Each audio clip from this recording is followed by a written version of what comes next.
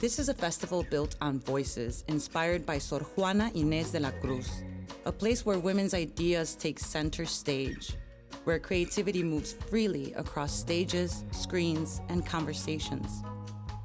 For over 3 decades, the Sor Juana Festival has brought together artists, audiences, and communities to experience the power of women in the arts. This year, we highlight knowledge as resistance, learning from women who continue to lead across borders. Join us for the 32nd annual Sor Juana Festival, a celebration of women transforming what comes next. This is your voice. This is your platform. This is Sor Juana. Vamos! Buenas noches. Good evening, everyone. How's everybody doing today? Awesome. Well, thank you so much for joining us, especially in this weather. Thank you for commuting, and thank you for making it out here. My name is Jaime Ortega. I am the Deputy Director of Performing Arts here at the National Museum of Mexican Art. And one of the things that we're really happy about is that every year we get to bring all of you together to celebrate and honor Sor Juana Inés de la Cruz.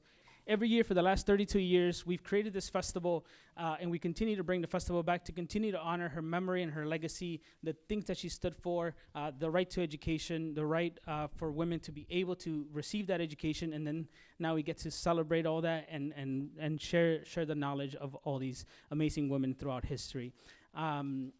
This year's theme, Knowledge as Resistance, serves and reminds us that knowledge is power. And knowledge helps us, having that knowledge helps us question the things that we're told, helps us navigate through life, and then helps us share those same connections to everyone else. Tonight's panel and tonight's discussion is no different from that. We're going to hear from 3 amazing individuals whose work continues to be able to educate and to continue to share these things with the general public. So we're very excited. We're going to start the evening with an episode of the Andromeda series. It is a spectacular series, so please check it out. We'll have a QR code at the very end of the event, and I'll introduce the creator, Jax Ovalle, in just a sec. But we're really excited to bring this event together with the help of Jax, who's been an amazing collaborator. So please, let's give it up for Jax. Awesome. Jax is a Guatemalan-American filmmaker who shares her passion for filmmaking and music to tell stories and to really captivate stories in a way that not a lot of people get to do and are able to do. So please welcome Jax Ovalle.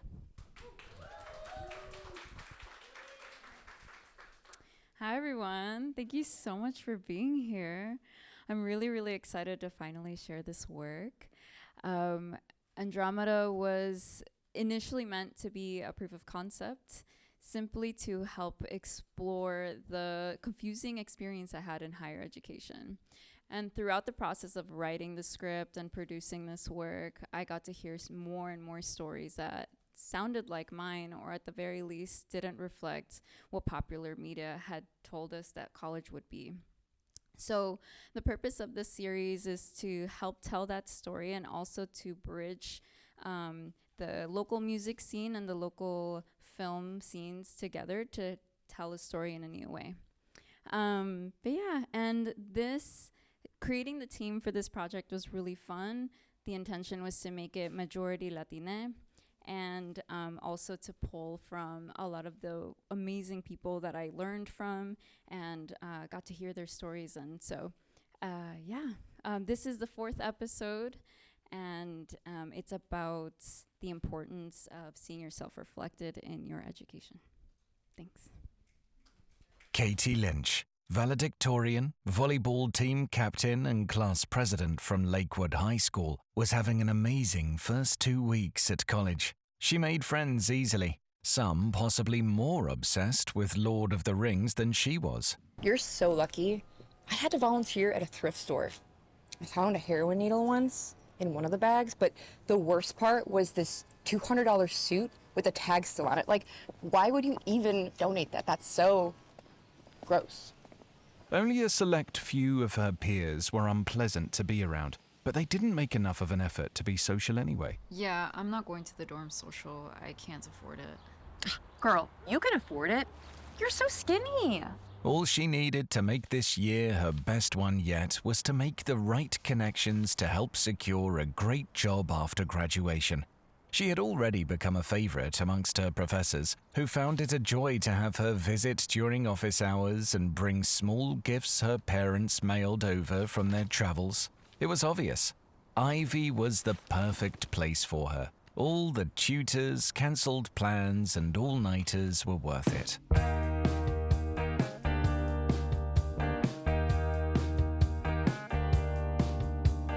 I'm not sad, I'm lonely, there's a difference. I'm not charismatic, I'm omniscient.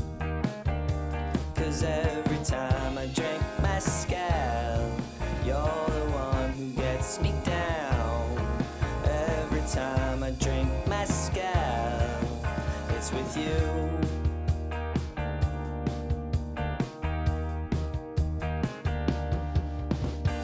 I don't talk to strangers like I used to. I'm not draining your dreams, I refuse to. 'Cause every time I drink Last night was crazy. Did you hit the keg? No, you didn't. My leg. Right, your leg, it's broken. So don't come out anymore because your leg is broken. I know that. Do you know her? No, who? Rosa Martinez. She lives in my hall. We call her the dorm downer. One time, she got mad at me because I said I'm from Chicago. You're from Chicago? Yeah. What neighborhood? Oh, I'm from Northbrook.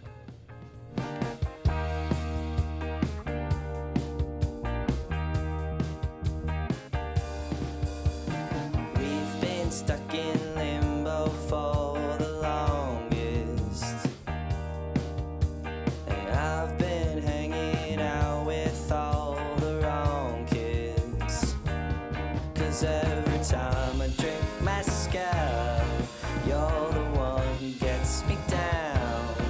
Every time I drink mezcal, it's with you.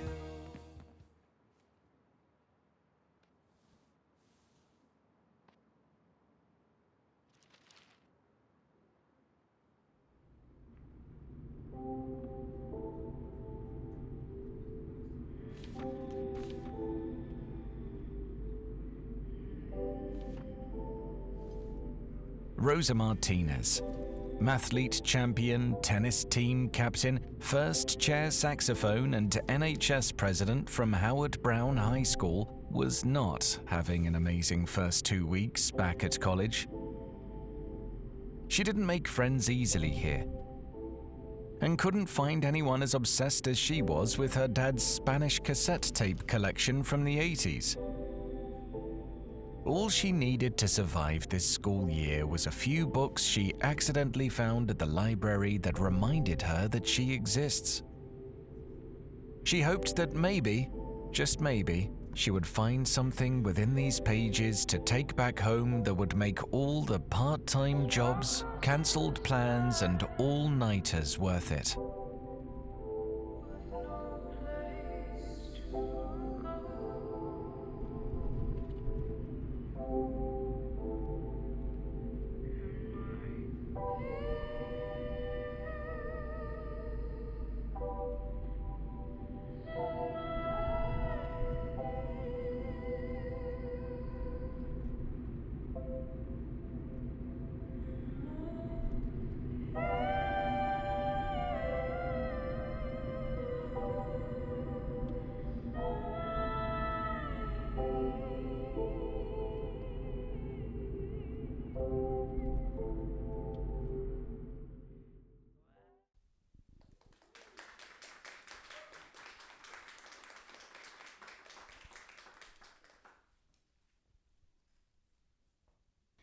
Thank you all so much for watching. Nobody fell asleep, I saw you. So I'm really excited to introduce the two speakers that will be coming up and having a conversation about Latino education, the past, present, and future of it.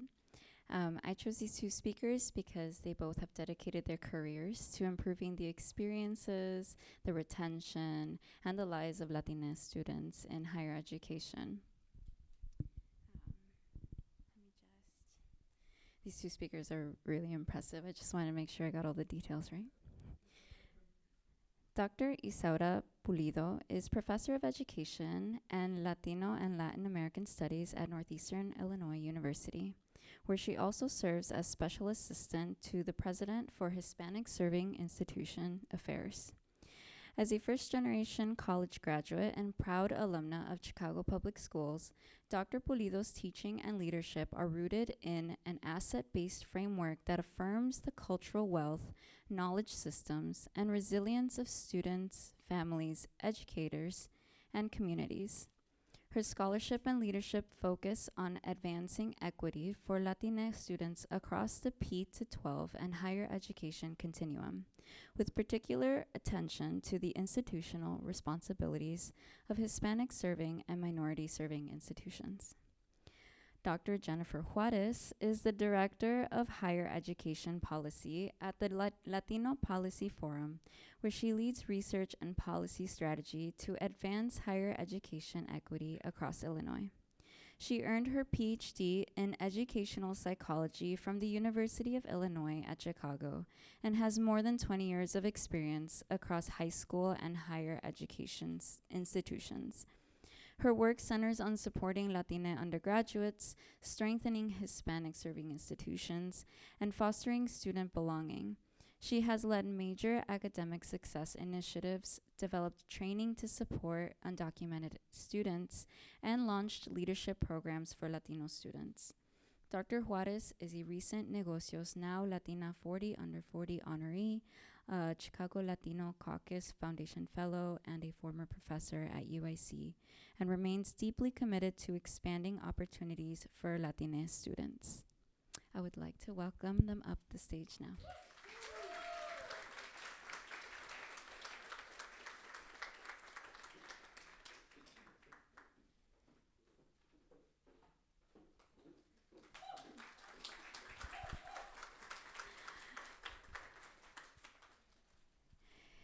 Thank you so much for joining me.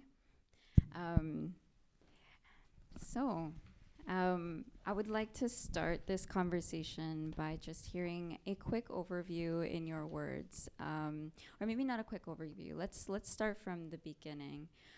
What inspired you to dedicate your career to improving Latino education? Okay. Well, first I want to thank everyone for coming out on a rainy day. It's such a pleasure to be here with everyone. I'm happy to have this conversation, and I feel like even though it's just me up here with these two amazing women, that like my parents and my sisters and everyone who helped me in this trajectory so that I can do the work that I do should be up here with me. And I've always said that my degree should have not only my name, but the name of everyone in my community, because there was a lot of people who made it possible, so I want to acknowledge that. In terms of a little bit, I'll give you just a very quick background.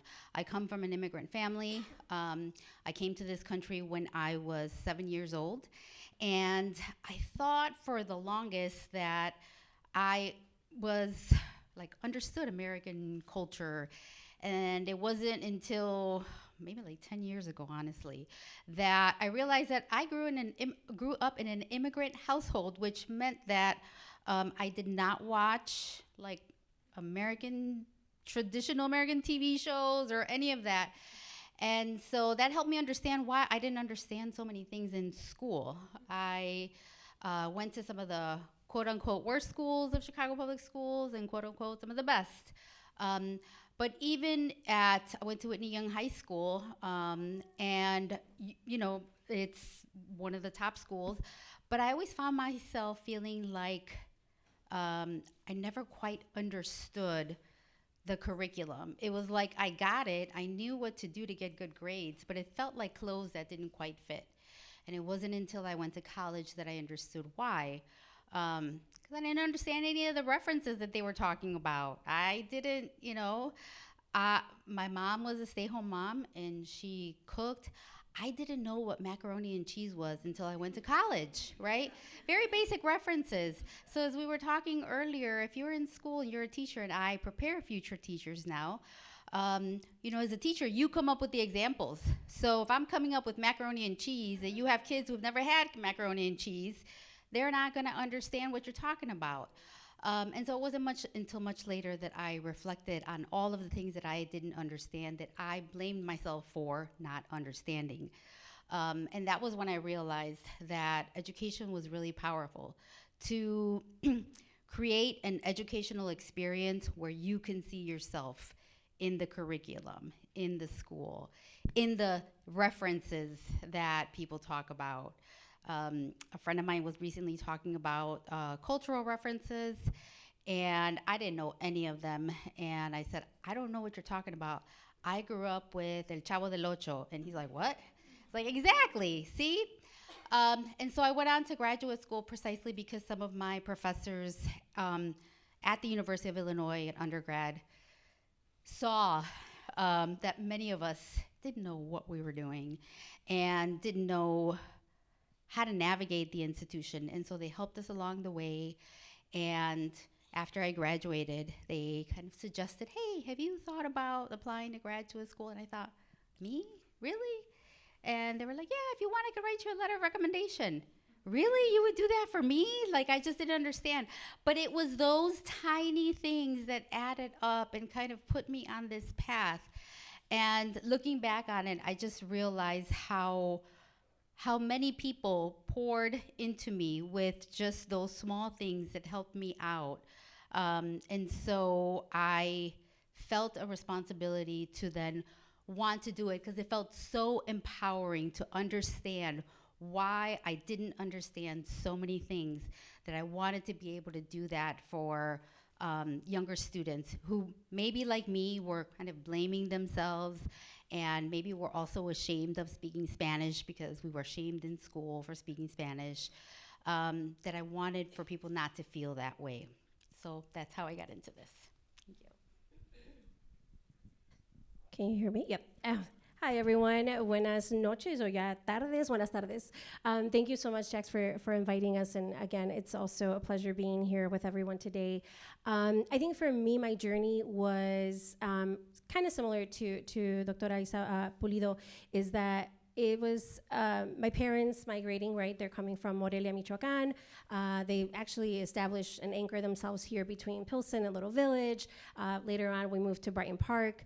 But a lot of it was rooted in, we don't know how to navigate this system, but you're gonna have to figure it out. And you will give you all the encouragement, but you have to figure it out, right? And I was like, okay, I'm the firstborn, right? I'm the first in a lot of things. So as some of you are firstborn, right, in our families, you know a lot of that responsibility that comes with not just education, but also a lot of other family dynamics, right? So I feel for me, my experience has been a lot of the first in a lot of things, right? The first going to college, the first getting degrees, the first traveling even around the world, the first being, and now the first being Latina in policy spaces, right? And that weight is not, light, right? That's also a very heavy weight, which I'm sure we'll get to later on. But fast forward, as I'm going to college, I start working at El Valor, which is kind of down the street, right? And I went to UIC. And so when I was at UIC, like I said, I started working at El Valor. And I was teaching music. So I used to teach alto saxophone, and I was teaching music. But I was also tutoring our students. I was tutoring math, and I was tutoring science.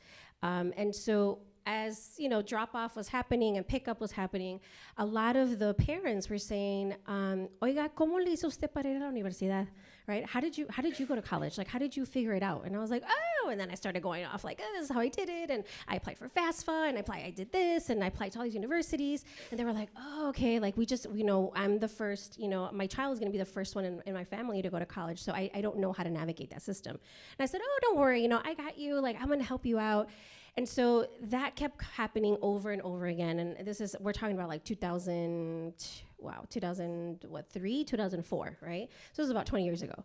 And at the same time, CPS, Chicago Public Schools, were just launching this post-secondary kind of counseling effort at CPS, right, district-wide. So college, even though was a thing that the district wanted to do, and I guess the city wanted to move towards, it was just taking off, right? That conversation was just taking off. And so our families were just for the first time trying to understand that system, right? So fast forward, I'm at El Valor, and I tell the director who oversees the tutoring and all of that, I said, hey, you know, I'm getting a lot of questions from families, and even like some of our students that are in high school, they're like, how do I get to college? And so I just took it upon myself, and I said, is it okay with you? Can I just do a session? I can do it in English and in Spanish, and, you know, we'll just bring the families over, and we'll just, you know, answer questions and help them navigate, you know, from my experience, right? So this is before I, you know, obviously working at UIC. Fast forward, I worked at UIC later on, but I didn't know to connect with a college recruiter. I didn't know if I should connect with, you know, professor. Like, I just, you know, did it all on my own. And we had a full house. I mean, their conference room was like a full house. And so after that, I started doing them like almost like every other month, right? Because we just had a lot of need and a lot of questions. So I think it was that moment where I was like, oh, wait a minute, there's a need here, and how can I help other families out, not just and here in Pilsen, but can I do this at a bigger level, right? So fast forward, I started working at Clemente High School in the north side, and that's when CPS is picking up their post-secondary, you know, efforts. You know, I'm one of the first post-secondary counselors there that is Latina, right? Go figure, Clemente High School is, you know, predominantly in a Puerto Rican community, right, where most of the students are Latinos, but there wasn't a lot of Latino counselors. There wasn't a lot of Latino post-secondary folks, right? And so I'm one of the first there, and at this time, I'm like 22, 23. I'm like a young, you know, girl coming out of college, right? And that's when I'm getting the questions to my students about, like, what do I do after I graduate from high school? And I'm like, that's a good question. Let's figure it out together, because I'm also 21, 22, right? And I've just graduated from college. Like, I'm also trying to figure that out. So let's do it together, right? But in that, I think that, you know, that trust that was built within my students and also the parents was huge, right? And that's something that I noticed that in every level that I've worked at, all the way up to like when I worked at UIC, it was all about creating that trust between my student and the family, right? And guiding them through that process, right? That confianza que the familia had, the families had with me, I never took that lightly as well, right? So I think it was actually, you know, coming back full circle, it was here in Pilsen where I was like, okay, that's kind of where, you know, to answer your question, that's where kind of the passion started and the interest in saying, okay, there's something here that's brewing in our community. I want to be part of that movement, but also how do I help grow it later on? And fast forward in policy now, the work that I do is helping doing that now across the state of Illinois. Amazing, thank you. I'm curious because something that both of you have said when we met before this was that it's like not surprising, but also kind of sad that we're still having this discussion about how do we make things better in higher ed for Latino students. And even though this topic is still relevant, what are some changes? What are some differences in the landscape from when you started your careers and now, if any? Well, I think one of the biggest differences is the demographics. You know, our population has grown exponentially, and schools are still trying to catch up. And again, because I think so much of teaching is really about being able to connect with students and being able to connect whatever it is that you're trying to teach to something that they already know, right? So it's called like drawing on their funds of knowledge. So what do they already know that I can draw from to introduce this concept? And so I think that part of what schools are grappling with is the fact that society in general doesn't know very much about us as a Latino community. And we are also incredibly diverse. And so I think historically we've had these models of like a one size fits all. But historically, we also know that that hasn't worked in education, right? The students have different needs. And so I think part of the issue is that schools are grappling with how to service our population. And I think there's a tension there between how much should schools, K-12 or higher ed, have to change and how much do students have to change to conform to schools. And that's where I think that the tension lies. What I find incredibly, I think, surprising. So I remember, like, back in 1981, 82, seeing this Time cover that I actually looked up at the beginning, last September. This Time cover that had the title, The Coming of the Biggest Minority, something like that. But it was talking about Latinos, right? This is like 1980s. And following that, I don't know how many of you remember, but there were commercials on TV, and we watched Spanish language TV in my house. And so there were just these very disturbing commercials initially where, like, Pepsi and McDonald's were trying to cater to Latino communities, right? But they would have, like, white people in the commercials with the voices dubbed over. And it always, like, it was kind of creepy because the voices were like childlike voices. I was like, why? We don't sound like that, you know? And so as a kid, that stood out. But it was corporate America, right, really trying to engage us, and they tried to draw on our family values. McDonald's, had the family dining at McDonald's and so on, Pepsi, and they got a few celebrities also to promote that. And so you don't have to tell corporate America, right, to do what they need to do because they're gonna make a profit. But education is very different.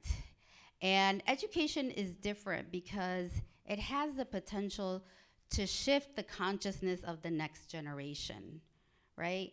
And so that's why curriculum is so controversial. What we teach, who we include, what we include, right?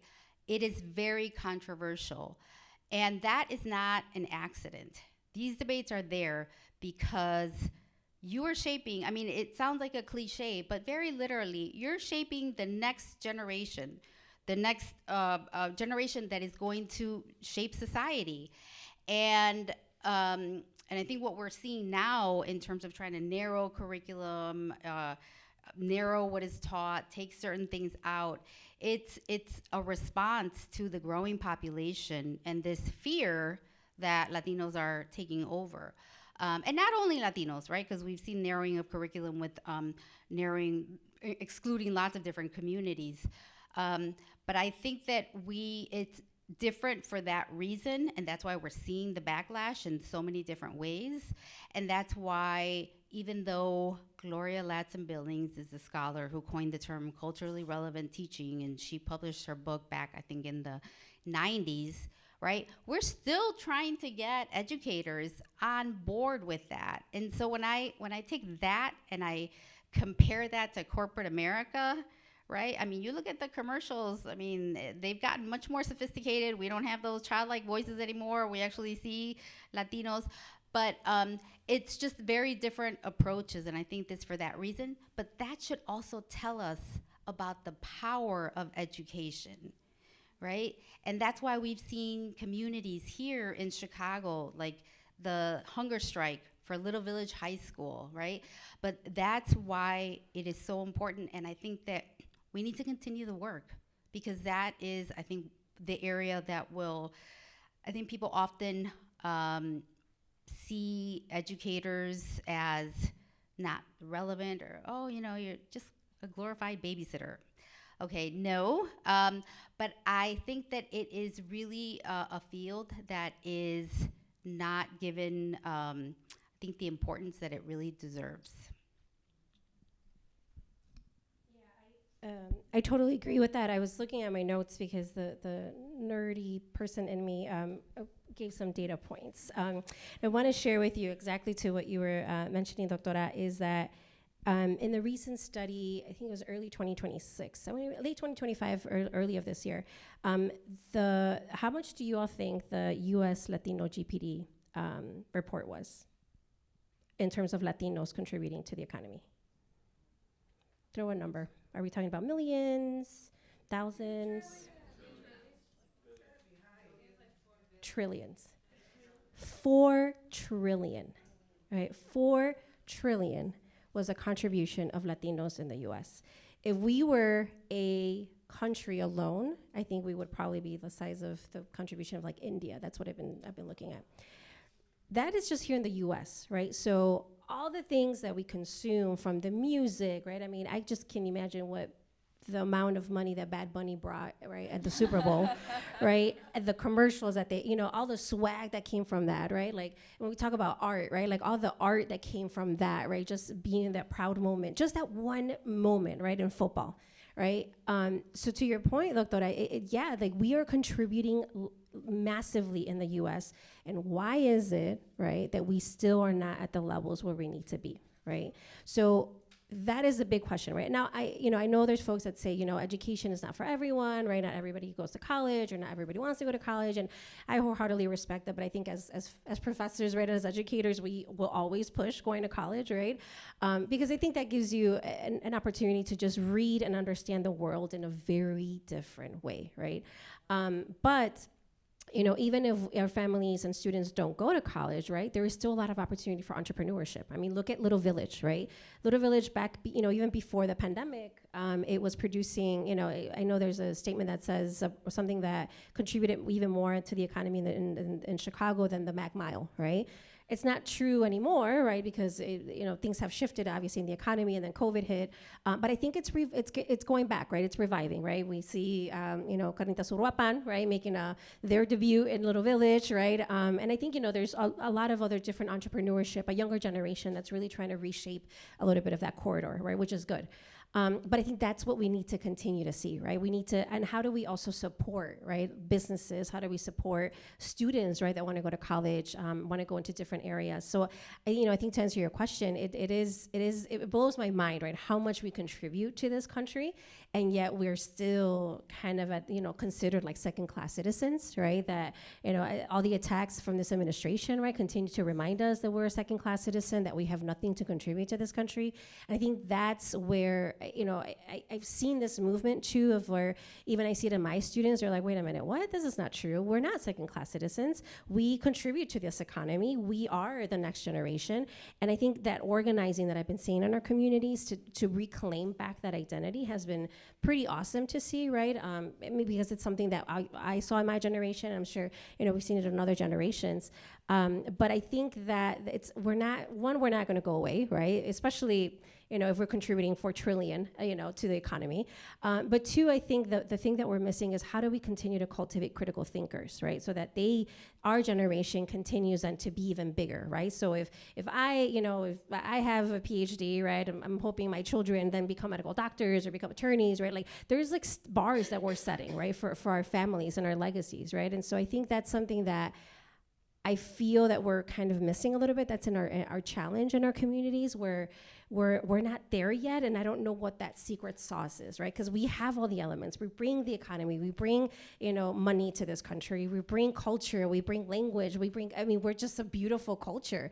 But why are we not there yet, right? Why are we not the next president of the United States, right? Why are we not, just literally taking over this country, right? Because literally that's what's going to happen, right, in the next, decade or so. But so yeah, that's kind of where I've been grappling a lot of that too, of why are we at this moment, and why have we not been able to even get a little bit higher than where we're at right now? I like that even at this exact moment, you're showing us the power of knowledge and the power of education. And like you said, as educators, the moment is to help build a student's perspective on who they are, where they're at, and what their power is in a space. And something that I felt in school was that I wasn't sure how I even got there, what it meant to be a musician or have the background that I did and be different. I wasn't sure what my power was. It almost felt like I was a burden for causing my professors and my classmates confusion. But even to just hear this statistic reminds me that I'm a part of a group of people that do have influence in this country, and we do have an ability to say, I need this, because we have leverage. And that's a conversation that we had that was really exciting to me because I felt like it gave me hope for the future, and it's a hope that I didn't have 10 years ago when I was in school. So when your question was how can we basically change the perspective of our community as to what our power is, it's almost like that's what we're trying to do every day. Are both of you as educators or as folks in policy, and so along those lines, both of you have either created programs or changes in schools or in policy, and I'm curious about the success, the success of these programs and these initiatives. Is there anything that you have either initiated in or contributed to that you saw actual success in? And can you tell me a little more about that? First, I'd like to ask the audience a question just with a show of hands. How many of you learned anything about Latino communities if you went to school here in Chicago in K-12 schools? How many of you learned anything at all about your community and contributions that Latino communities have made to the U.S.?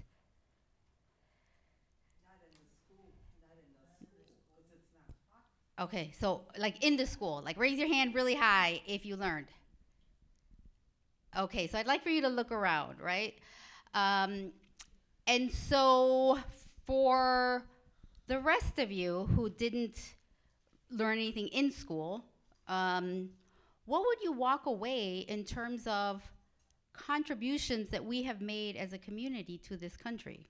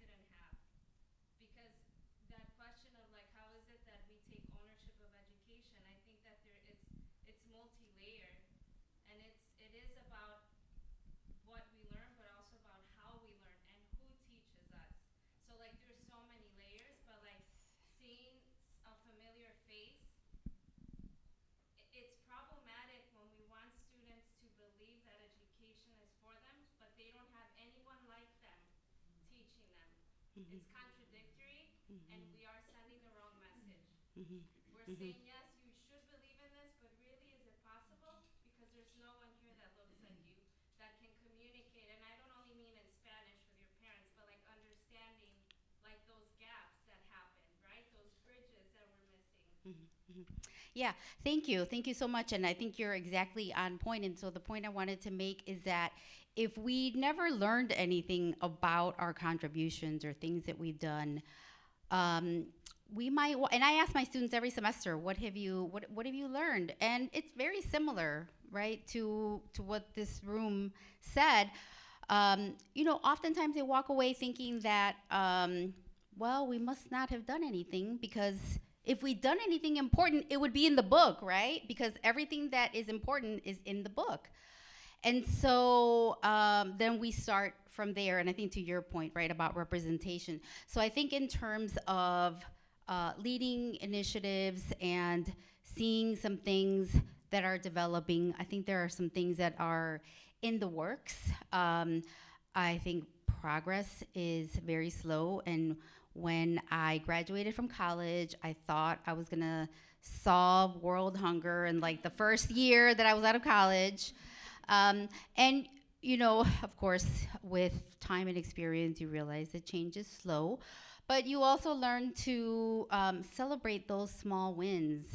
And I don't think they're that small because, you know, I felt your passion and your energy when you were making that comment. And that's exactly how I feel in terms of success. It really depends, like, what area we're talking about. I am excited when I see students. You said you mentioned a phrase about school or education not being for them, and I have heard that so much. Like, I prepare future teachers, and so sometimes I've heard, I don't think this education is for me. I don't think it's for me, really. But what I've learned is that it's not that education is not for them. It's that education is not about them. So how could you think about going into a field where you never see yourself, right? And like you said, if you haven't had, I never had a Latina teacher in my life until I got to college. And even then, they had to bring a professor from Mexico because apparently they couldn't find a professor here in the United States to teach us Latino history, which was fascinating. And so I find it affirming when students can be in the classroom and they can relate what we're learning to them, right? And they could say, I can see myself in this. Or we could be learning about policies and practices that marginalize Latino students, and they can understand that it's not them personally, but that it's about a system that is designed to marginalize them, but that they can work to create a change so that they can be included. And that was a lesson actually that I took from my college experience. So when I arrived in college, there were these massive protests that were taking place at the time because student activists had been in negotiation with the university for a Latino studies program. And it was the first time, and again, and I want to emphasize, I went to Whitney Young High School, which people put up there, right? And I didn't actually know. I applied, I got in, I didn't know. People tell me, oh, you went to Whitney Young. I had no idea, right? I just did what people tell me, and I just kept going. But even there, I didn't learn anything that I felt really connected to me. And so when student activists were talking about Latino studies and about education that could be about me, that was like, I was like, what? Education could be about me and people who look like me? That was a paradigm shift for me. And so when I think about success, again, at the classroom level, when I see a student be affirmed, when I see a student say, you mean I can do that? To me, those are all wins. I've had different positions, being able to hire faculty of color to teach courses, that's also a win. Being able to, at the university level, we talked about this in a moment, we took a university-wide trip to the Chicago History Museum on Friday to see the Aquí in Chicago exhibit. That was a huge win because students could not say enough about how they felt seen in this space and how they saw their families and their stories represented. And then we talked about how staff, faculty, administrators can bring that back to Northeastern. So I'm still excited about that win. But progress is slow. And so it's gonna take time, but what else are we doing? I think for me and my experience, and I'll talk about two, one when I was at the institution and then one now doing policy work. At the institution level, and then it took a team effort, right? It wasn't just like, this is Jen, right, doing all this work at the university, but I mean, it also matters how you hire, who you hire, right? When you're working in especially a big institution, right? But so when I was at the university, I led a few initiatives programming-wise. One was for prospective students. So, right, these are students that are thinking about college and their families, and so putting programming together on that level was very important because, so the way that to answer your question, how I measure or see success, right, is it's kind of hard to see it in higher ed, but the way that I sort of try to at least validate the work that I do is through data, but also through the lived experiences, right? And I think this is just the researcher in me, right, that does mixed methods, right, and I think both tell a story, right, and both are needed. So from the data perspective, right, seeing that if, and it's like math, right? If I do A and B, does C happen, right? So A is, how do I foster this welcoming, belonging environment, right, at the institution where families and students, particularly Latina, Latinx students, feel welcomed and welcome to the university, right? So that was a programming that I did. From there, then I started seeing that the enrollment numbers, right, and application numbers. I'm saying, okay, are we moving the needle, right, because of these programmings that we're doing? Yes, we are. Okay, cool. How do I start making them a little bigger, right? How do I start asking for more funding from the institution to upscale a lot of these events? So one of the biggest events that I would do was a family day event where we would have it every springtime when this was for admitted students, right? And this is where we had families come and have students come and say, hey, you got admitted? What's next, right? We want to see you here at the institution come fall time, right? And we would have about 500 people come, right? And we wouldn't even have to send people back because we just didn't have space, right? I mean, the event kept growing and growing, right? But from there on, again, data-wise, I said, after this event, how many students are going to say yes to us to come to the fall, right? And then I started seeing those numbers. So to answer your question, right, that success to me, and to, Doctora, your point, it wasn't like overnight, but I saw it within an academic year, right? I saw the fall programming, okay, there's interest, and then in the spring, we got admitted, I saw the application numbers go up, and then let me do this final hurrah event to make sure that we get you in the fall semester, right? The other event was, or programming was on leadership programs that I created when I was at the university, around obviously leadership, right? But also about just navigating the workplace, right? About addressing mental health, right? About addressing, I did one particularly, it was a Latina student leadership program around even just like sexual education, right? You'd be surprised how a lot of our college Latina students still have a lot of questions around sexuality, about just, anything that's even health related, right? So, I had medical doctors come in and talk about, why do you need a pap smear, right? Why do you think certain things, right? And that taking an ownership of your own, and advocacy about your own health, right, is also leadership, right? So trying to embed a lot of that conversation in, and I noticed, and this is where the lived experience, it wasn't data particularly, but it was a lived experience that a lot of my students were saying, whoa, after this program that I was a part of, I literally was able to find my voice or be able to advocate for myself a little better. Right, and so I think that to me was important too. I said, okay, maybe their GPA still maintained well, right, what they were at the program, but for me, the most important thing was that they were able to now feel ownership over their own collective and their body and their leadership or whatever, right? So that was other type of programming that I did while I was at the university. Now at the policy level, we've had a couple good wins, right, despite this administration federally. But at the state level, just recently, we were able to help pass the SALT bill, which is the bill that is a package bill that in the state of Illinois, ICE is not allowed in certain locations here in Illinois.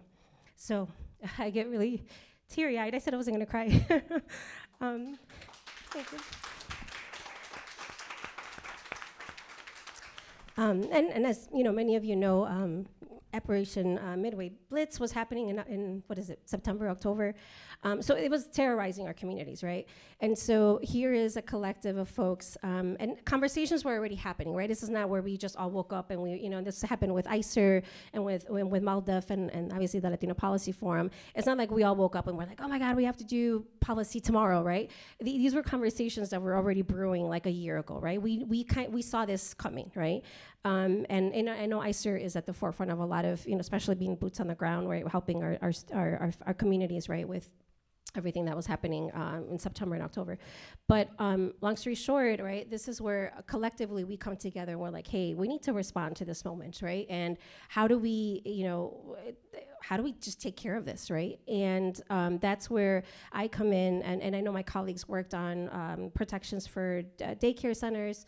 The other one was on courts, hospitals, and then I come in with the higher ed piece. And so within the higher education piece is where we wrote the language around making sure that ICE cannot come to our college campuses, right? Making sure that faculty, staff, and students cannot share immigration statuses of anybody on campus, that there's protocols in place, right? Safety protocols in place. Should ICE be in the perimeter, right? How are we informing our students and faculty and staff? And that know your rights trainings are allowed on our college campuses as well. And so that was, you know, I think probably one of the biggest wins in my career, right? But also the bigger picture is like I saw, especially when I was at UIC, right, how our undocumented students were scared, right? And even not just our undocumented students, but our students from mixed status families, right? Students that are citizens, but their families are undocumented. And even we were hearing, I was hearing a lot of that early on when this administration came in, where, you know, students who fill out the FAFSA, their data potentially being shared, right? And their families' data being shared, right? So, and by that I mean, for example, if I'm a citizen and my parents are undocumented and I'm putting that they're not citizens on the FAFSA, right? That potentially would be shared. And, you know, people were just theorizing like, oh my God, ICE is going to have access to this data. And so, you know, that was declining our enrollment numbers, right, for Latino students here in Illinois. And so again, to answer the question about how am I seeing success, it's like, okay, well, one success of this legislation is making sure that data is protected, right? So that way our students could continue to safely enroll in our universities, and also train faculty and staff, right, so that they're empathetic, right, and understand the situation should ICE come to campus. And again, reminding, you know, when I was in bill negotiations with 2- and 4-year institutions, you know, reminding them too of like, you know, this is going to not just impact a student who is undocumented, because it's not like students who are undocumented are, you know, having it on their forehead and saying, hey, I'm undocumented on campus, right? This can happen to anybody, right? And unfortunately, we saw what happened in Minnesota, right? You know, two folks, you know, getting killed by ICE. But again, right, it was reminding folks of saying, this is not just about one particular student and their status, this is about the safety of everybody on our campus. So that was an immediate sort of, you know, success. And there's other bills now that and monitoring too, right? The implementation of a bill. So at the forum, what we do is, yeah, we help pass bills, we help with the legislation or the writing of the legislation, but then now we have to worry about, is this well implemented, right? And so right now we're doing videos and working with a lot of artists, right, to do videos around sharing the bill, right, to our students and to our families. So there's going to be three videos, one for daycare centers, K through 12, and then higher ed, right? And so we have to make sure that our students and families know about this bill, what this bill does, right? Because one of the things that we did get pushback has the teeth of this bill is that should faculty, student, or staff does disclose immigration status of anybody on campus, then that individual on campus has the right to sue, right? And so that was where you know, the universities were, you know, losing their mind. But I said that's the teeth of this bill, right? So we have to ensure that people are not telling other people their information, right? And so, but again, how do we inform the community about what this bill is and their rights, right? That's the whole other piece now that we're doing at the forum, and any other bill, right? I mean, I know we're going to talk about other work that we're doing with like undocumented student liaisons, but what I tend to do a lot is look at bills. Are they working well? Are they not working well? What do we do then to go back and amend the bill, right? And that takes a lot of work too, right? Because I have to put a whole committee together. I have to look at the language. I have to talk to the people. I have to talk to the legislators. Can we edit this, right? Can we include this, right? And then I have to pass it through committees, you know? So it's a lot of work, right? But I think if we really truly want to see the success, then we have to go back and forth and analyze a lot, right? And then it's like going back to the drawing board constantly, right? And being okay with having to go back to the drawing board constantly to perfect, you know, any effort. Absolutely. Thank you so much for your hard work, both of your hard work. And yeah, thank you so much.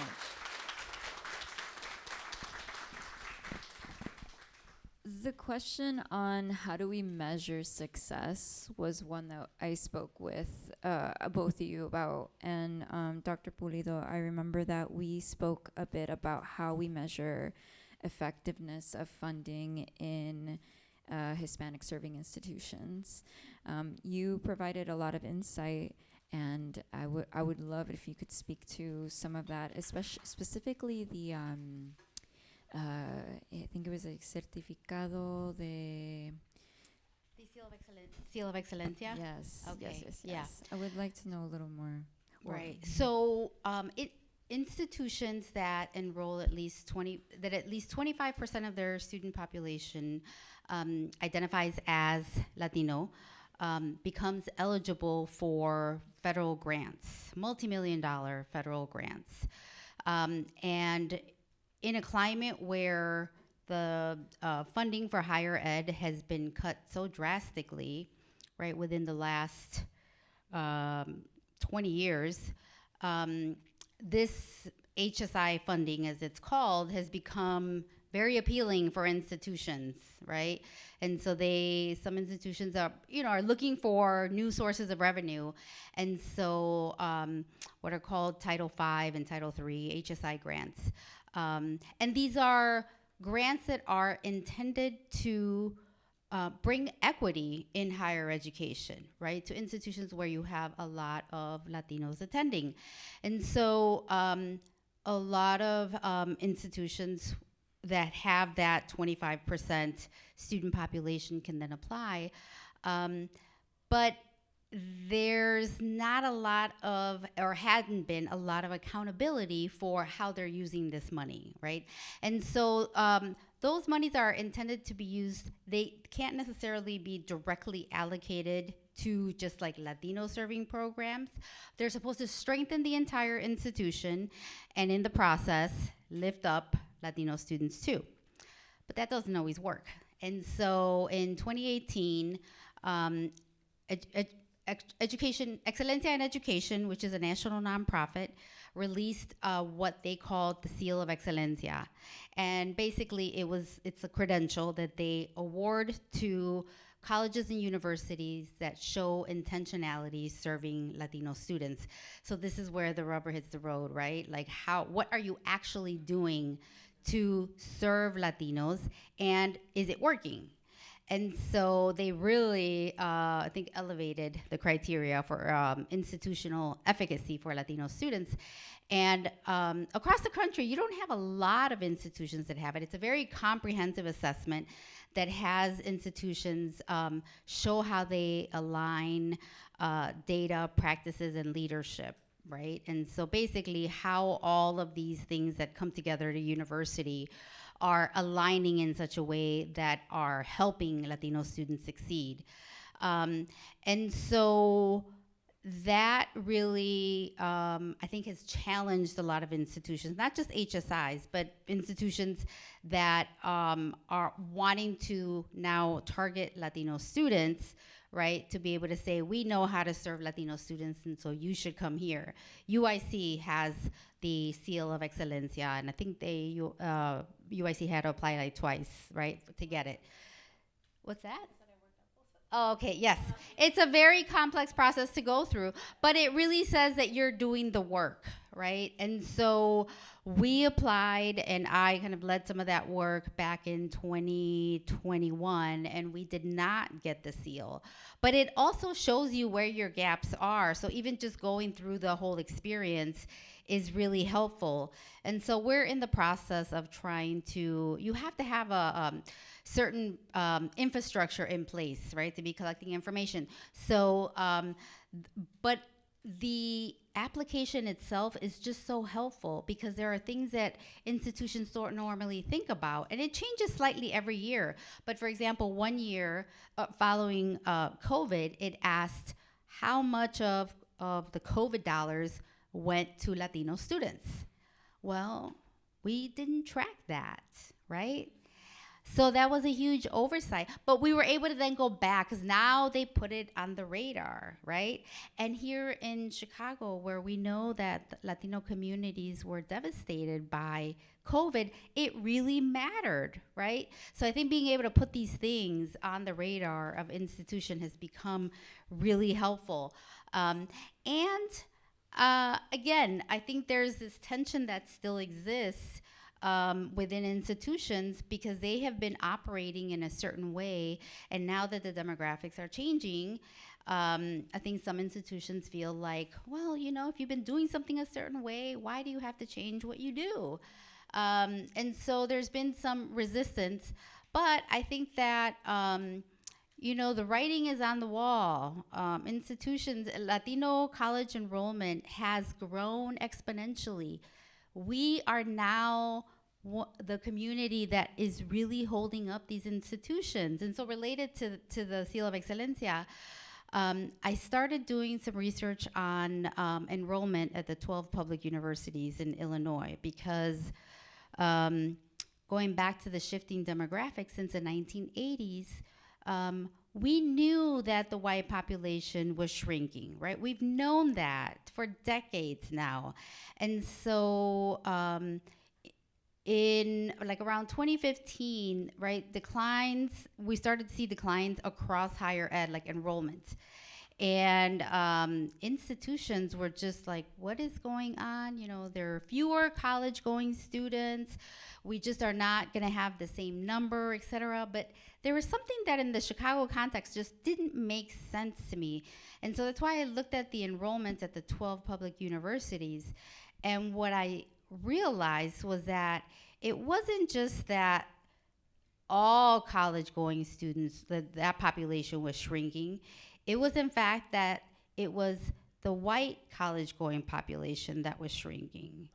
And so what we saw in Illinois was that so I looked at data from 2011 to 2021, was that institutions as a whole in Illinois had like a 9% decline. But among white students, that decline was 30%, right? And so the institutions that were particularly impacted were those that had high white student population. So for example, Northern Illinois University was the school that was hardest hit, right? They saw their enrollment decline by like 47% within a period of 10 years, right? So you can imagine that students are what keep institutions open, right? And so I think what was surprising to me was that I kept thinking like, but don't institutions follow demographic projections, right? Because not all institutions lost enrollment. So University of Illinois in Champaign and UIUC actually like went up a little bit. And so as I started looking at the subgroups, I noticed that there was this inverse relationship, that those institutions who were losing white students, and again, UIUC and UIC grew, that it was because they grew, particularly the Latino populations grew the most, and then you had smaller increases in Black students, Asian American students, and international students, right? But that it was the increases among the Latino population that was really making up for the enrollment loss.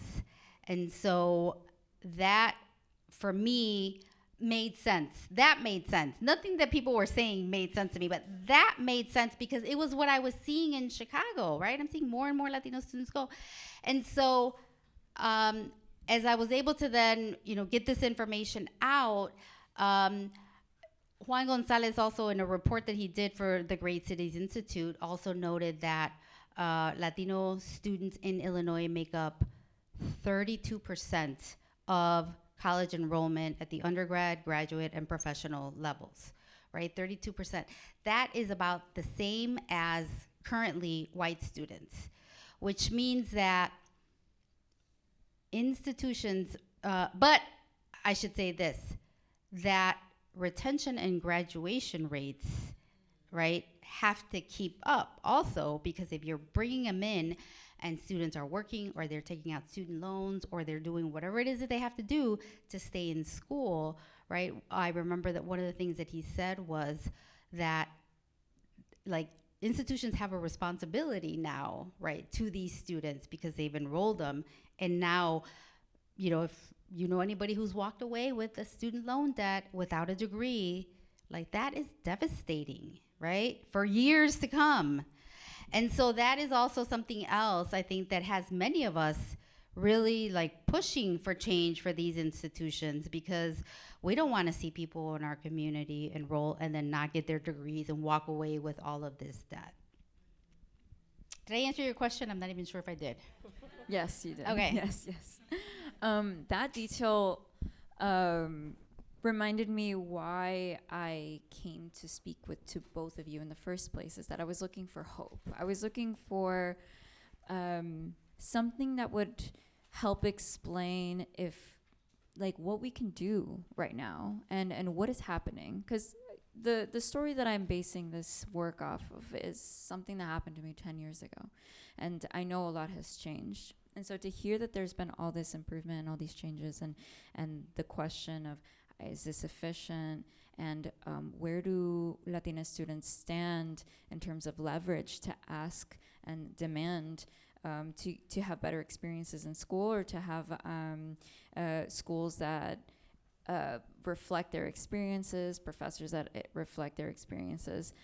It was very hopeful to hear that Latino students can ask for things now, as essentially it sounds like they're bailing out a lot of places that are seeing this decrease in white enrollment. So last question for the speaking portion of this, and then we'll go into a Q&A. But this question is specifically for Dr. Juárez. You've been doing a lot of work in the current times to help with the future of the way that institutions are allocating funds. And you had also started, you recommended that we talk a bit about undocumented liaisons. So I'd like to hear a little bit more about both those things. Yeah, so currently there's a legislation that we're working on, which is the adequate and equitable funding formula that would really change the way that we are funding our public four-year institutions here in Illinois. And this has been a bill that's been in the works for, almost maybe like 5 years. It first started as a commission work, as a task force amongst legislators, predominantly like the Black Latino Caucus, and then the Latino Caucus has been joining, and just so many other caucuses across the state, right?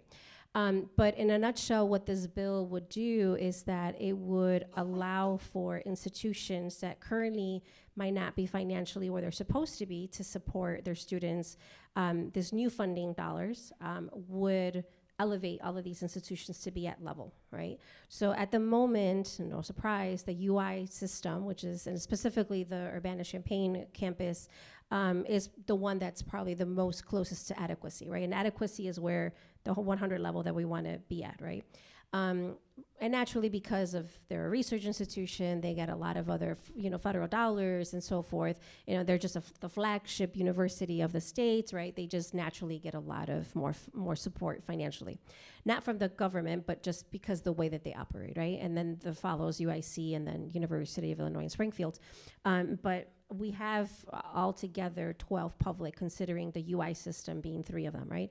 And so what we're seeing is that, for example, universities like Chicago State University, which is down south of Chicago, and then Northeastern, right? And we have other universities that, they're mission-driven universities. They want to, they're graduating their students, but they don't have the financial means to hire more faculty and staff, right? To expand their academic success programs, to hire more academic advisors that are of color, right? That are actually helping students and understand the student experience, right, of their campuses. So what this formula will do is essentially that, right? Making sure that universities have the funding that they need in order to operate in the way that we want them to, right? Because to, Dr. Pulido's point, I just last week I had a meeting presented to the Latino Caucus in Illinois, and I was sharing some data points that only 26% of Latino students graduate in 4 years. That is in the state of Illinois, right? These are just public institutions, right? I don't know what the private institutions look like, but for 26%, right? So you're meaning to tell me that other students that are coming in every year, right, and then are leaving it's only taking 26% of students to graduate in 4 years. The numbers look a little better if students stay and graduate after 5 years, right? You're looking at about 50-something%, right? So only half are graduating after 5 years, right? It's taking them 5 years or longer, right? And most of us usually tend to graduate within 5 years, right? A lot of it can be a lot of factors. It could be family challenges, financial challenges. It could be I was trying to figure out my major and I rerouted, and now it took me, another year extra to finish my courses, right? And that's normal. That's okay, right? But on average, it's only taking 26% of our students to graduate in 4 years, and that's alarming, right? When we have talked and discussed about how we're contributing to the economy and all these other things, right? Imagine if our students were graduating at a higher rate in 4 years, how much more we would contribute to the country, right? And access jobs and all that, right? The workforce. But so what this bill is saying, hey, if we invest more in our universities, then we would see data-wise, we would see the results of more students graduating, more, on time, right? Our retention numbers, our persistence levels, meaning our students coming back every year, would be higher, and their academic success would be higher, right? Their GPAs will continue to be at a good average, competitive enough to go to graduate school or whatnot, right? So that's essentially, in a nutshell, what this bill would do. But there's a lot of pushback currently. And so the pushback around that is the UI system, saying, wait, hold on, this is gonna impact us in a negative way. So right now we're in a lot of those conversations.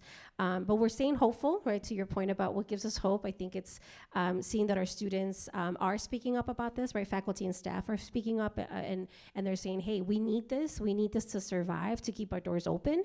And we need this in order to hire intentional faculty and staff that really do care about our students and help our students graduate, right?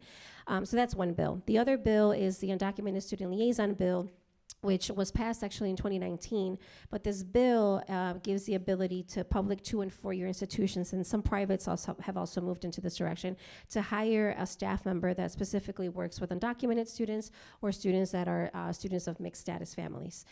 So this is essentially like an academic success advisor, right? Academic advisor, I mean, that really helps a student from start to finish, and not just their students, but their family as well.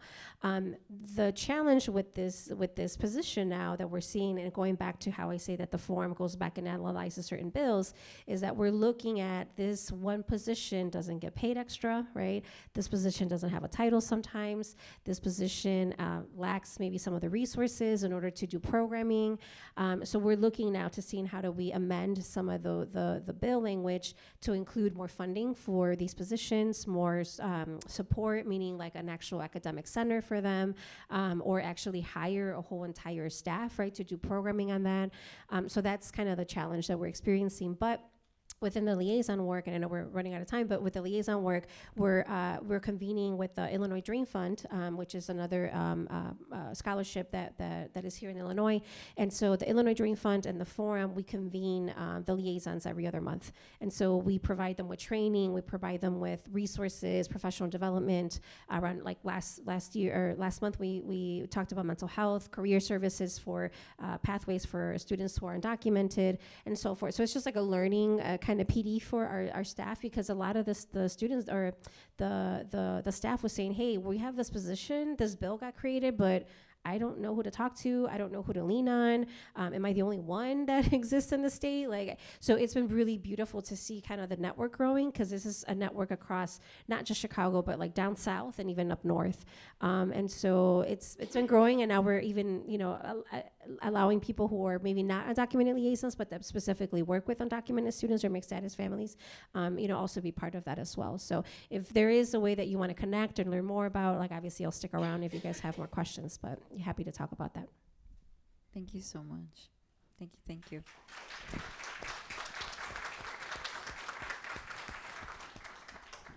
So I see Diego in the back has a microphone. If anybody has any questions, we have some time.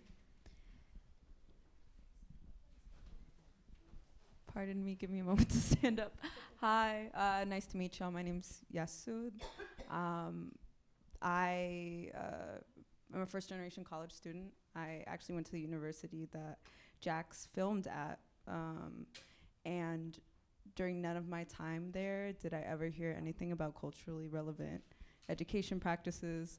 It wasn't something I learned about until I started working at a nonprofit that was thinking through culturally relevant grief support for younger folks, for children. And now I'm pursuing an MFA and thinking about that in terms of becoming an educator, because I'm a teaching artist. And so I'm wondering if you could speak more towards where folks can find those resources, because I think you're absolutely right. It's not something that's discussed in higher education, and it should be. So if you could maybe point us in the crowd in a direction that may be helpful. Thank you also for coming to have this conversation. I learned so much. But yeah. Yeah, well, thank you for your question. And I'm sorry that you had that experience, because when you go to higher ed at some point, right, we all need our identities to be affirmed, no matter who you are, right? We have to find ways to affirm all of our students' identities. And so, I think the culturally relevant piece in higher ed is not new, but I'd say it has come after the conversations about culturally relevant teaching in K-12. I think that those have been around for much longer. Doesn't mean that they're actually in practice, right? Because Taco Tuesday is not culturally relevant teaching. But, seriously, some places are still thinking about it that way. But I think there's been much more literature in K-12 than in higher ed, and I'd say that's fairly more recent. I would say that if I could give you one resource, and this is something that we use to frame our visit to aquí in Chicago. And so we use that opportunity as a professional learning experience for staff, faculty, administrators at Northeastern. And conversely, for our students to see themselves as experts in their lived experiences. Right? And so we framed that visit using Tara Yoso's community cultural wealth model. And so Tara Yoso is a scholar who wrote about the different types of cultural wealth that communities of color bring to school spaces. Because oftentimes it's not that students don't bring anything with them, it's that educators don't recognize, right, what they do bring. And so oftentimes in schools, they go based on, cultural capital is considered like, money that you trade in for something. And the way that it happens in schools is if you're middle class, family, your parents are college educated, they know how to navigate schools. You don't actually have conversations, but you kind of know what to do in a classroom, the expectations, all of that. And, you have books in your house, you go to museums, you travel, you blah, blah, blah. And so then you get working class students from communities of color who may not have many of these things for very good reasons. And rather than trying to see what they bring, educators often look at them for all the things that they're lacking, right? They lack this, they lack that. And so Tara Yoso completely reframes that. And she says, we have to look at the capital that they do bring. They bring aspirational capital, right? They want a better future for themselves, for their families. If they're first gen, that they want to get a degree to help their families to pursue their dreams. They have navigational capital. How many of us have not had to learn navigational capital in these institutions, right? We got to figure it out. We were having a conversation before where we didn't know sometimes I'm surprised. I don't know how we made it through, because we did not know so many things. And we did not know what we didn't know, so we couldn't have asked, right? And so you got navigational capital, social capital, where, families, like maybe we don't have money to buy something, but who's got this and who's got that, and let's bring it together and make it work, right? And so these are like different kinds of capital that communities of color bring to school spaces. And so how do educators kind of draw from that, right, to build on that? Because if you are having to manage your family's household budget, right? Because for whatever reason, your parents can't do it, or you're taking care of a parent who is ill, or how many people, linguistic capital, how many people here have translated for their parents? Right? Exactly. Like, think about all of these.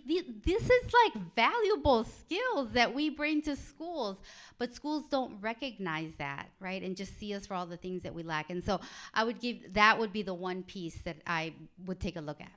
I think quickly, if I can share two things. I think the power of networking is very important, right? And so what I mean by that is I've seen more and more now, I feel like this younger generation using more like LinkedIn, right? And even posing questions about, hey, does anybody know about X, Y, and Z, right?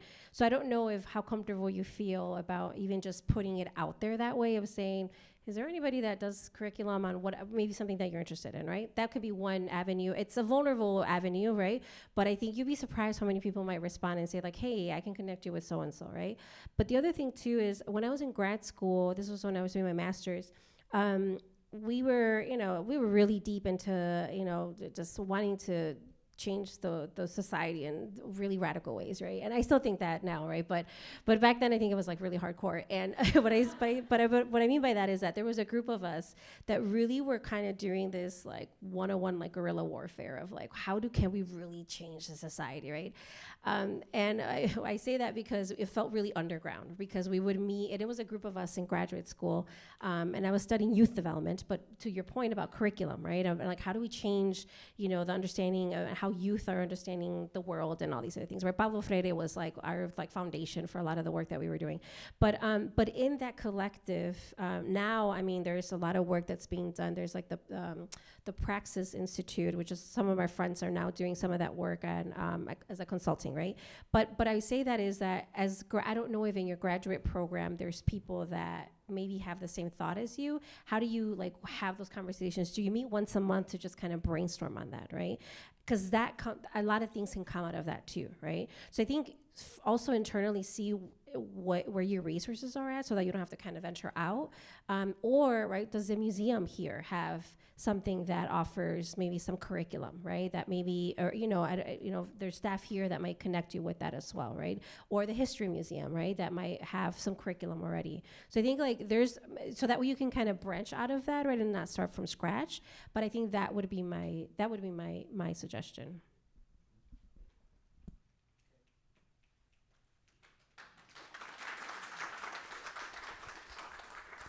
Amazing. Do we have any other questions in the audience?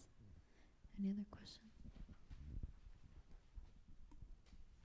My question back to kind of, right, how can we almost like continue building the next generation and kind of keeping these efforts going?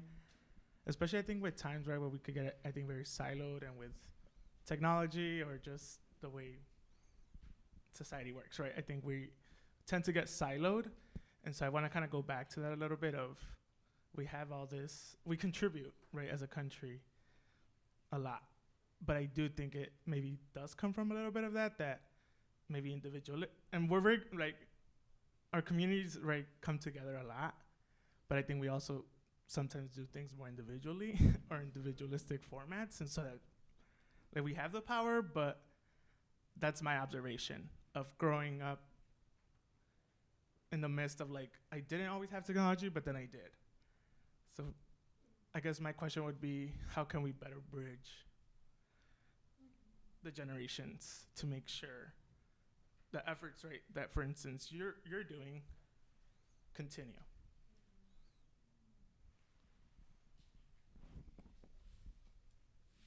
I mean, I'm sure you both have a lot to say, but I think we touched on this right before we walked down, right? Like that part of the work that you all do is to sort of give the torch and like hand it over to the next generation. But I'm sure you both have plenty more to say about that, but it just reminded me that we had just left on that topic before we came down. Yeah, I mean, I think it's a good question, but I think it's hard to answer also. I'm just, being honest. Only because it's hard to compete now with how technology is moving so fast, right? I mean, And AI, right, is taking over literally our critical thinking, right? And I think in the next, even, I don't know, next 2-3 years, we're gonna see the real implications of AI both go positive or negative, right? Or maybe both, right? But I do have it scares me, AI, because I think it's I don't know, I think in conspiracy theory sometimes, but maybe this was the way to kind of continue to dumb down the society. I don't know, right? That's just my thoughts, right, sometimes. And now it helps in others, right? Sometimes it does.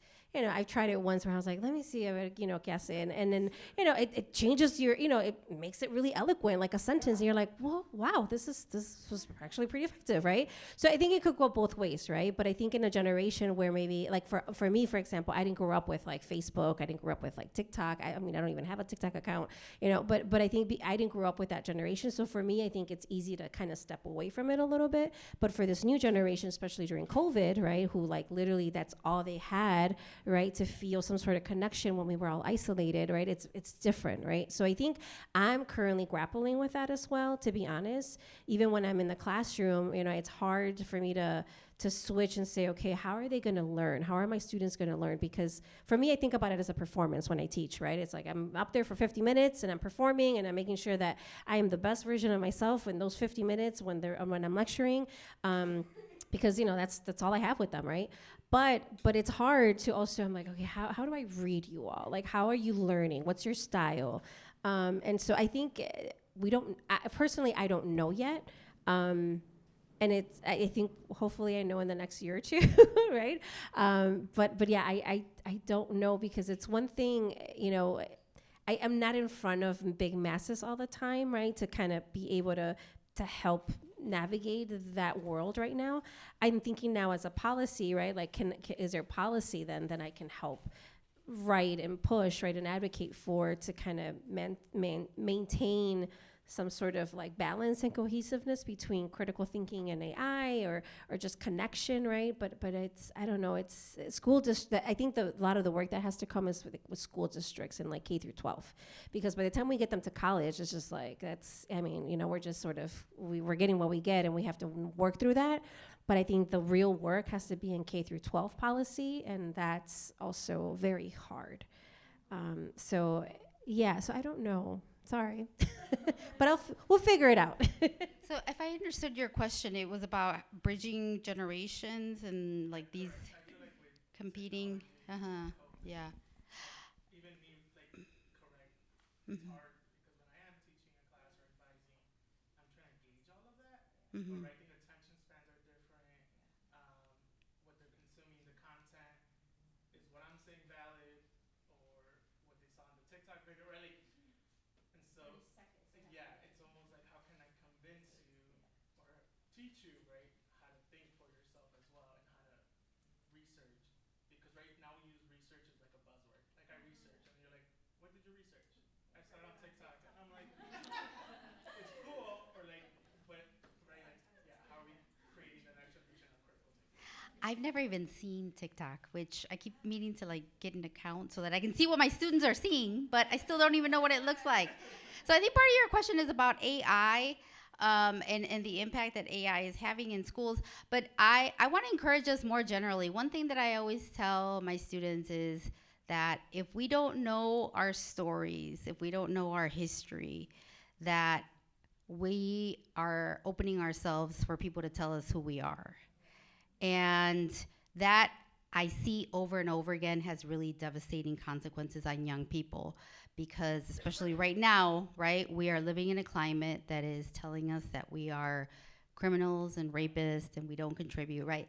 And so if we don't know who we are, but not just from a textbook and like what, people have done historically, but even in our families, right? Like, to tell our family's story. And that's what I'm going to go back. I sound like I'm promoting the Aquí in Chicago, but it's really a beautiful exhibit.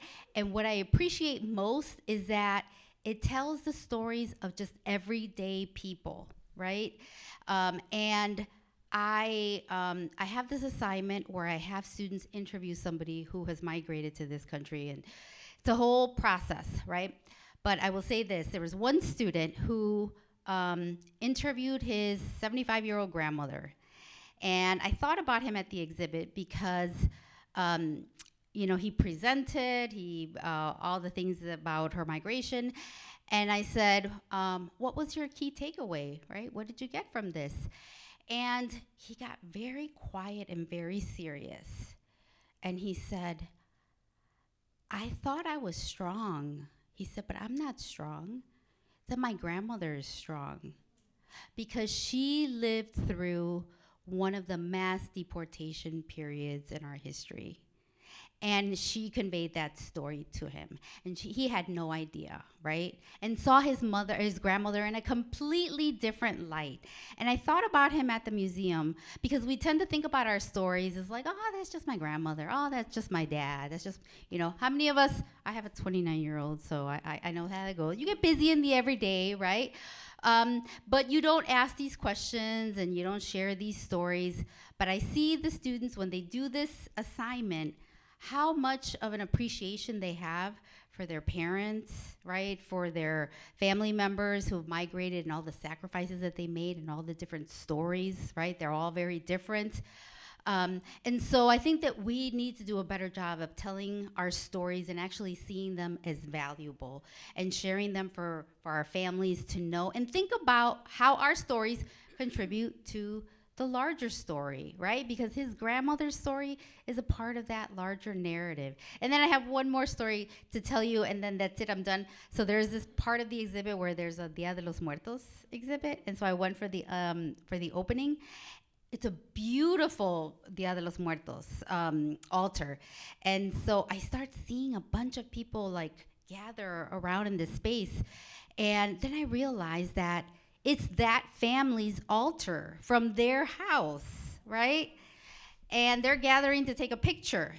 And then I see a priest coming by, and he's there to bless the altar with the family. And it was just such a beautiful experience. And I think that we don't often think about those practices that we have as being valuable and as being part of our resources that we can draw on in these moments and that, are unique to us. So that's what I would encourage all of us to do. Thank you. I think one thing that I did, yes, clap for that, yes. One thing that I did notice, and again, even though I'm not like in social media like TikTok and all of that stuff, but in when I teach at UIC Latinos in Sociology or Sociology of Latinos, there was a course, in my course, there was one section that I taught about music in Latin America, but specifically, this was before Bad Bunny. I mean, Bad Bunny was already big, right? But this was before, obviously, the Super Bowl and all this other, this last album that he created. But I used one of his songs, El Apagón, to really talk about gentrification, right, and what was happening in Puerto Rico and all this stuff, but also, even talking about the history of reggaeton, right, and what that has done, in our community, right? And then I talked about norteñas, and I talked about salsa, and I talked about these things. But within that, I used some of that social media, right? I mean, I use a lot of videos and like visuals, right, in my classroom or when I lecture, but that really helped our students understand, like, hey, I'm taking this really famous person, right, that everybody likes so far, but let's also dissect a little bit of what he's actually talking about in his lyrics, right? And El Apagón, he actually did a very long video and addressing some of the, literally, right, what's happening in Puerto Rico and the water shortage that's happening and all the, the lights that go off, and the deaths that have happened in Puerto Rico and the gentrification that has happened in Puerto Rico. So I think as educators too, we have to also be creative, right? Of like, how do we take a moment, right? Is it TikTok? Does it mean that, if I were even teaching in K through 12, do I go on TikTok for the sake of the students, right? To like really be meeting them where they're at too, because I can't come and be like, well, you guys have to be doing what, the old school ways of how I got taught. I mean, it's a different time, right? And so I think meeting our students where they're at and using the technology, I think that can really help still develop critical thinking skills, but within popular media, right, that's out there too. But that takes a lot of work, right? That's why I say teaching is a performance, because you have to be up there and really give it your all for the next 50 to an hour that you're there, lecturing. And so that takes a lot of time, but I think being creative is also calling the moment to meet our students where they're at as well. So you're telling me I need to get a TikTok account? Thank you all so much, and thank you both for your presence, for sharing your knowledge, and thank you to the team at the museum, Jaime, Maria, Kevin, Diego, Roberto, thank you so, so much.